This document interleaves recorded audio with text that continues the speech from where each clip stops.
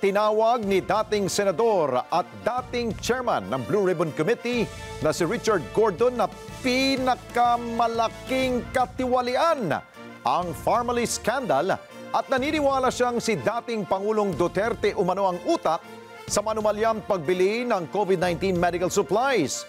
Inirekomenda ng naturang mambabatas si dating Health Secretary Francisco Duque III na maging witness para idiin ang dating Pangulo sa nasabing kaso. Si Moira Encina sa balita. Itong nangyari sa Pharmaly is the biggest scam and it was masterminded by the President of this country.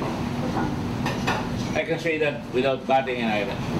It would never have happened without him.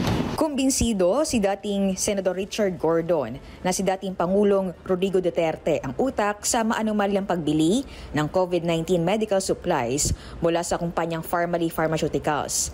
Ito'y kahit kumambyo pa si dating Health Secretary Francisco Duque III sa pahayag nito sa pagdinig sa Kamara kamakailan na si Duterte ang nag-utos na ilipat sa procurement service ng Department of Budget and Management mula sa Department of Health ang mahigit 47 billion pesos na COVID-19 Response Fund.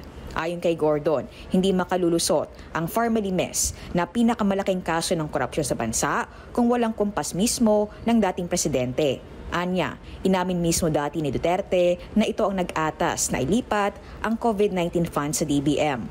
Naindigan pa si Gordon na kasabwat at malapit ang ugnayan ni Duterte sa dating hepe ng PSDBM na si Christopher Lau at sa mga may-ari ng Pharmaly na pangunahin sa mga nakakuha ng kontrata para sa COVID supplies. Magkakasama sila.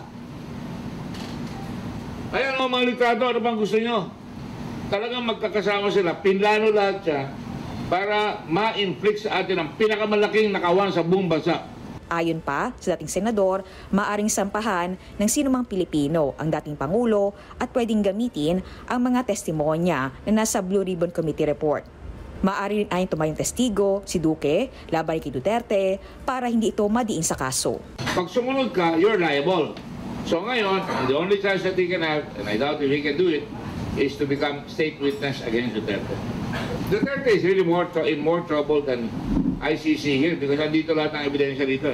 Moira Encina para sa Mata ng Agila, matatag, tapang matatag. Maraming salamat sa inyo pong pagsubaybay sa Mata ng Agila Primetime. Para malaman ang matatag, matapang at matapat na mga balita, i-follow lamang at mag-subscribe sa @Net25 TV.